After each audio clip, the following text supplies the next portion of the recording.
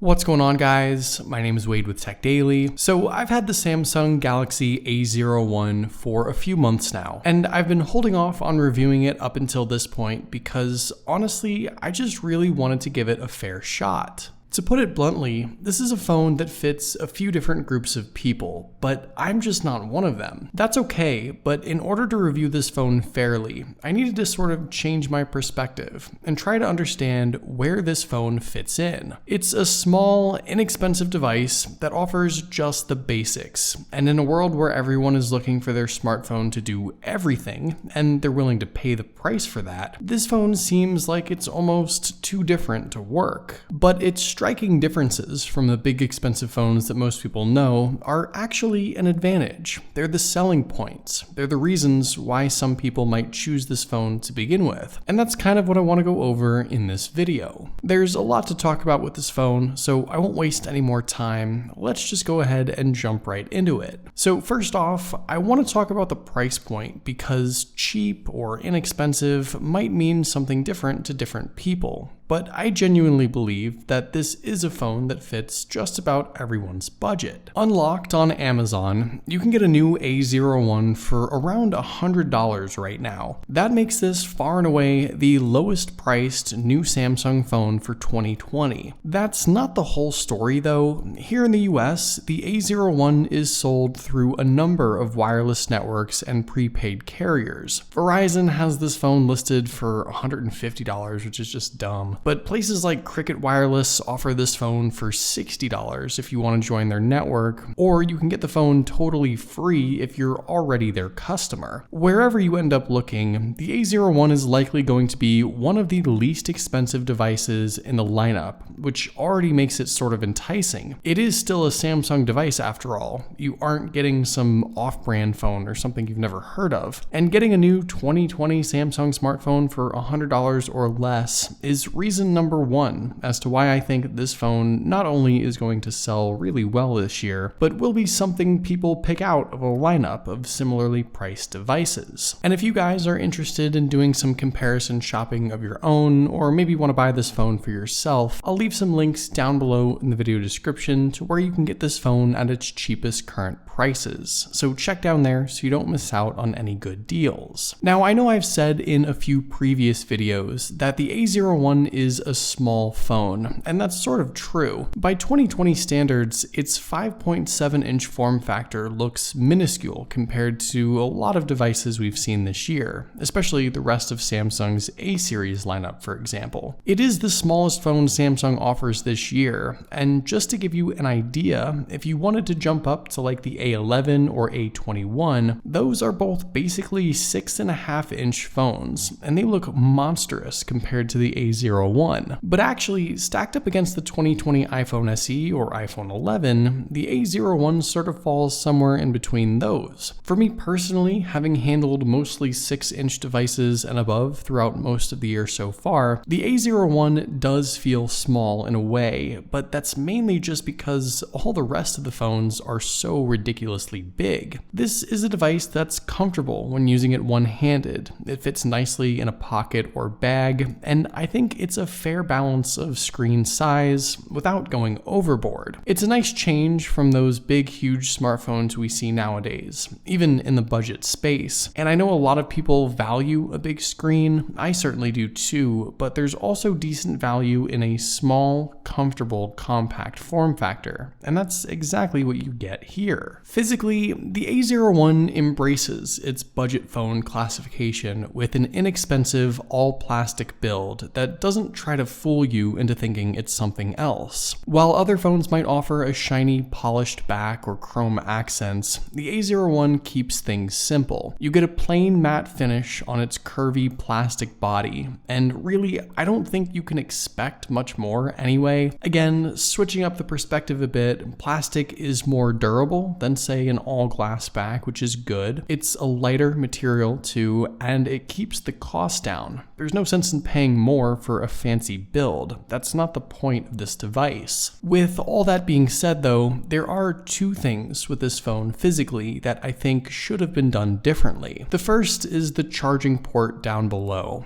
On this unlocked international A01, it's a micro USB port. Now, US carrier versions of this phone from like Verizon or Cricket or somewhere else have USB-C, so I want to make that clear. There's two versions of this device with two different charging ports, which is kind of strange. If you're like me though and stuck with this micro USB international version of the phone, expect it to take like hours to charge. You don't even get a fast charger in the box. You're basically at the mercy of like 8-year-old charging speeds. It's super frustrating, and I think it's unacceptable really, even for a budget phone, but especially for a phone released in 2020. Again, this complaint doesn't necessarily apply to US carrier versions of this phone, just the unlocked versions. My second gripe has to do with the external speaker. Not necessarily the sound or the quality, just the placement. Samsung has done this on other devices, so it isn't anything new, but the speaker is located on the bottom left corner of the rear of the phone. It's also just two small grills, so when you hold this device in landscape, for example, you oftentimes cover the speaker up unintentionally, and it really distorts the sound. Have a listen and hear it for yourself.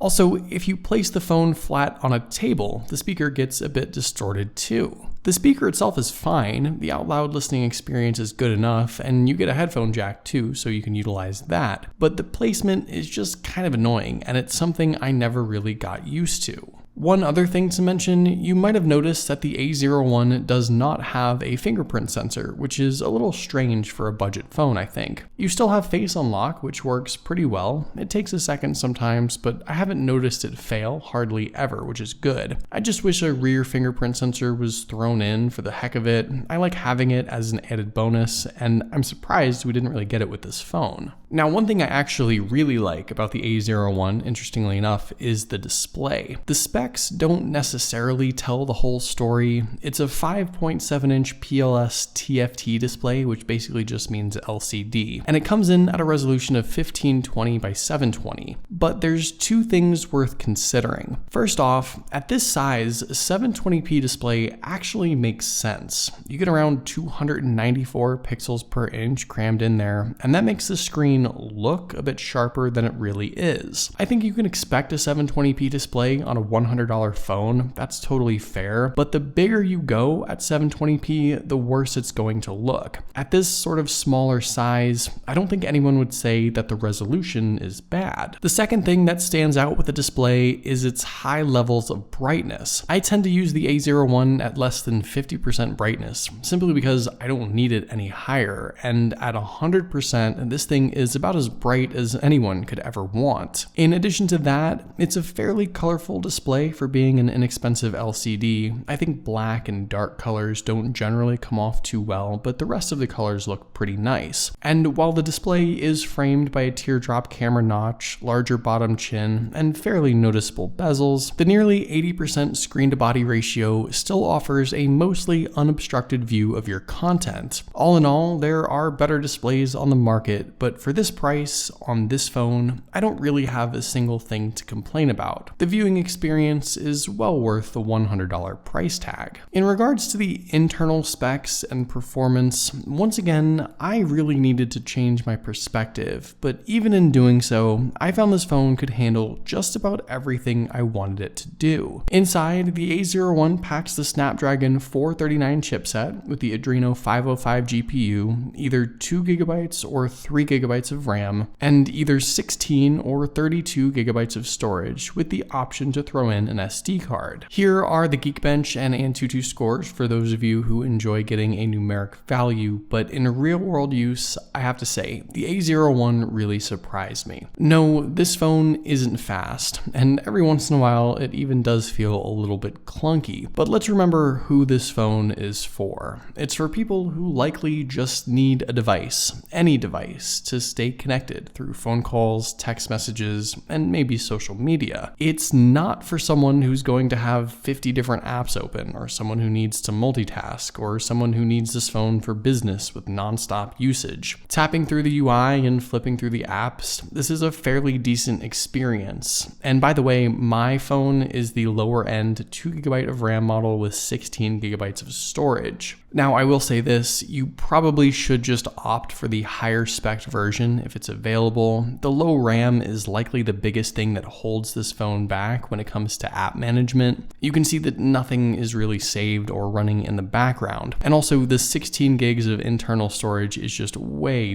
too little. You lose a good chunk of that up front with Android and the pre-installed apps, and after downloading Call of Duty Mobile, for example, I was pretty much out of space. So an SD card is a must-have. But none of those things are surprising limitations with this phone or inherent negatives. And in fact, in pushing this phone a bit harder with gaming, the A01 held up fairly well, certainly better than I expected. There are a few games you won't be able to play. Fortnite and PUBG, for example, are pretty much a no-go, but there's a large library of other titles that play smoothly on this device, and that's great to see. Just because you spent so little on this phone doesn't mean it can't handle most anything a 2020 device should be able to. Really, the main thing that disappointed me with performance more than anything was the battery life. Being a small phone, you can't really cram much battery in there at all anyway, and at 3000 milliamps, it's just not the capacity I would have liked to see. Yeah, this phone is going to last a full day if you use it for the simple stuff, but it can quickly drop 10 or 20% after 30 minutes of gaming. And like I said earlier, having to charge this phone up with micro USB is just awful. A larger battery would have been great, but if you can manage your usage, I don't necessarily think it's a definite issue. Finally, let's go over what the A01 offers in terms of pictures and videos. Now, personally, I wasn't expecting a whole lot here, and actually through the viewfinder, this phone seems like it would take just